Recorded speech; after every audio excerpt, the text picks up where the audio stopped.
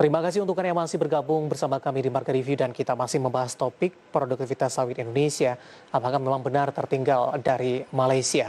Pak Darmono, kita lanjutkan kembali, Pak. Siap, Ya, dari berbagai macam persoalan yang sudah Anda sebutkan tadi, saya cukup tertarik ketika dari masyarakat membuka lahan perkebunan kelapa sawit, terutama untuk dari sisi mandiri ini. Kadang mereka tidak mengetahui dari sisi bibit yang unggul, kemudian pemupukan yang tepat, sehingga menghasilkan produk yang bagus begitu, sehingga mendukung kepada produktivitas nanti ke depannya. Apakah memang dalam membuka area perkebunan kelapa sawit yang membutuhkan lahan yang cukup luas, ini sebenarnya ada perizinan? Nah, ketika hal ini ada, mungkin ada semacam survei terlebih dahulu. Apakah lahan ini cocok untuk dibuka sebagai lahan perkebunan kelapa sawit, sehingga nanti betul-betul menopang dari sisi produktivitas, tidak hanya menambah dari sisi luas lahan saja, Pak Darmono? Betul. Ya, jadi begini, di Indonesia ini kan siapa saja boleh menanam tanaman apa saja. Yang paling penting adalah apakah benar itu lahan yang dimiliki legal atau tidak. Itu yang sangat penting, ya kan? Dan ini sangat rumit di Indonesia untuk menyelesaikan permasalahan legalitas lahan ini. Bahkan karena dalam permajaan pun itu menjadi syarat bahwa lahan yang dimiliki oleh petani mandiri itu adalah legal, gitu kan. Nah, kemudian terkait dengan sistem yang berkembang, tadi sudah saya sampaikan bahwa petani yang memiliki lahan itu bisa menanam apa saja. Ya. Ya, dan di depan sudah saya sampaikan, ketika ada petani yang semula petani, misalnya petani ladang, kemudian melihat petani plasma ya, yang dibimbing oleh INTI itu berhasil, maka melalui inisiatif sendiri, si pemilik lahan ini atau yang petani pemilik lahan ini mencari bibit sawit dari manapun. Dan kecenderungannya petani-petani mandiri ini memilih harga bibit yang murah. Ya.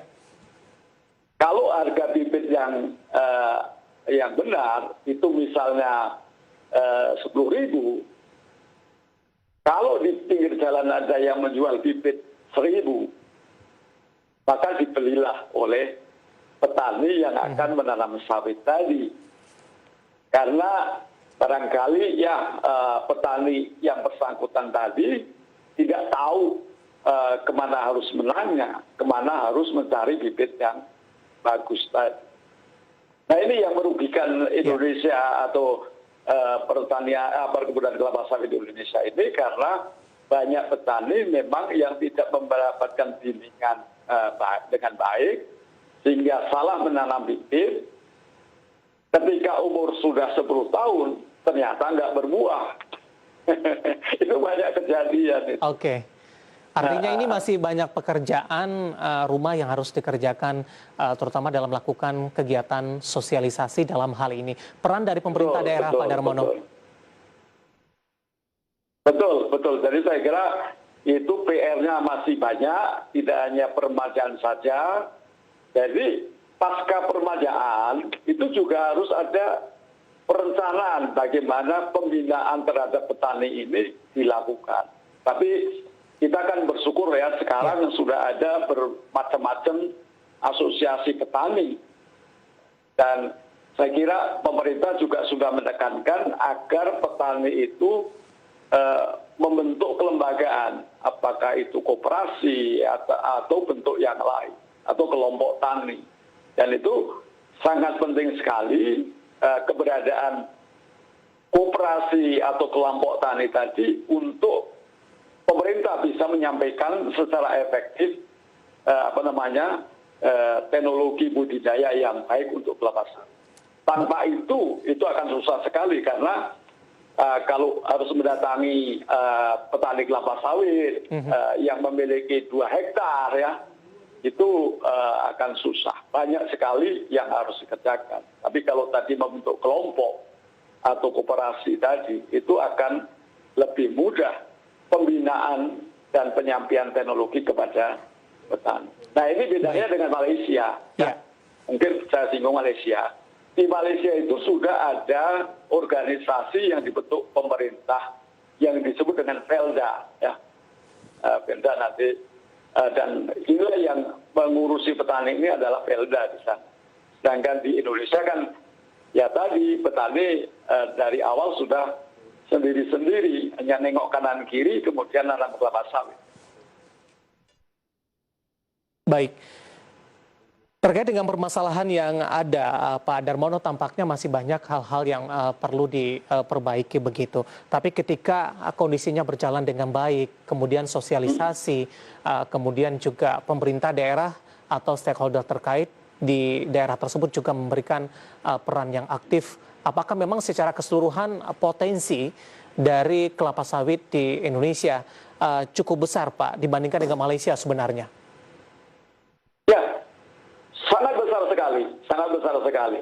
Ya, jadi begini, kalau pemerintah bisa cepat tadi, ya, memperbaiki perkebunan sawit rakyat mandiri tadi, itu potensi produksi tadi yang dikatakan mencapai 50 juta ton tadi, itu secara kalkulasi, kalau seluruh petani Indonesia itu menanam bibit yang baik, kemudian melakukan perawatan yang baik, itu produksinya dengan luasan yang sama bisa 100 juta ton.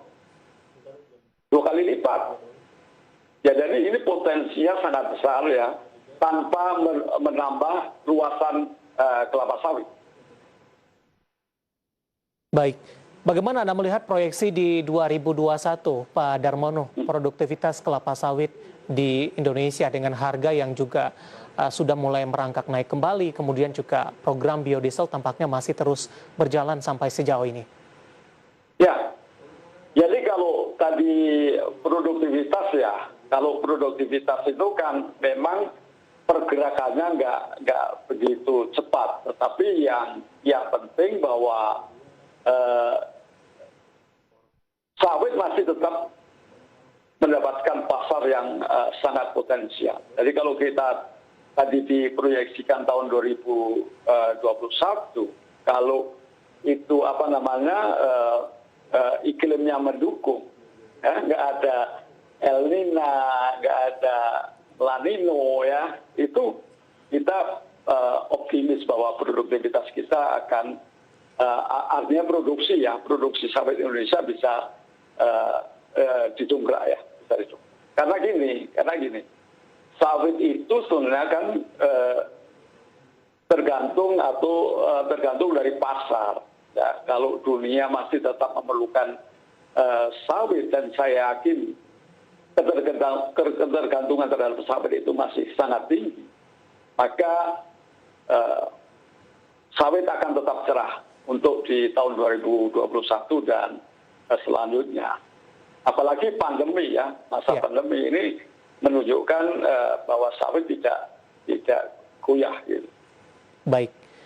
Pak Darmono, waktu kita cukup terbatas. Terima kasih sudah bergabung bersama kami, Pak. Semoga yang kita bahas bisa menjadi referensi bagi pemirsa Idea Channel. Sehat selalu, Pak Darmono. Terima kasih atas kesempatan yang diberikan. Baik, terima kasih. Ada Bapak Darmono Tanewriyono, maksud kami Ketua Umum Masyarakat Perkelapa Sawitan Indonesia atau disingkat dengan MAKSI. Dan tetap di tempat Anda karena setelah ini Market Review akan segera kembali dengan topik yang berbeda. Kami akan segera kembali sesaat lagi.